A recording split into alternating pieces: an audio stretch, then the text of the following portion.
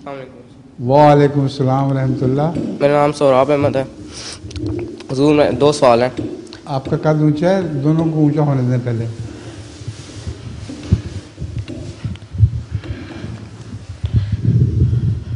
ठीक है। हुजूर पहला सवाल ये है कि हमें ये तो पता है कि गैर अहमदियों का जनाजा हम लोग नहीं पढ़ते, तो क्या हम लोग गैर अहमदियों की कब्र पे जाके दुआ कर सकते हैं? कर सकते हैं। कर सकते हैं। और जनाजा भी एक ऐसा मसला है जिसके मुतल्लिक वजाहत होनी ज़रूरी है। गैर अहमदी अगर कहीं कोई जहाज़ मसलन क्रैश कर जाए, अक्सर जगह दुनिया में जमातें मौजूद हैं मगर वो दूसरे लोग नहीं होते, तो किसी मुसलमान को बग़ैर जनाजे के दफन नहीं होने देना। ऐसी सूरत में इस तहकीक की ज़रूरत नहीं है कि उसका मज़हब क्या था।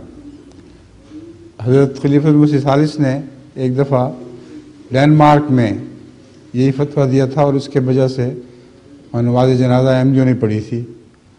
गैर अहमदी भी साथ शामिल हो गए होंगे मगर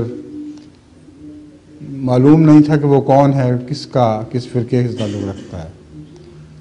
तो ये बात अच्छी तरह याद रखो कि हर मुसलमान का जनाजा ज़रूरी है।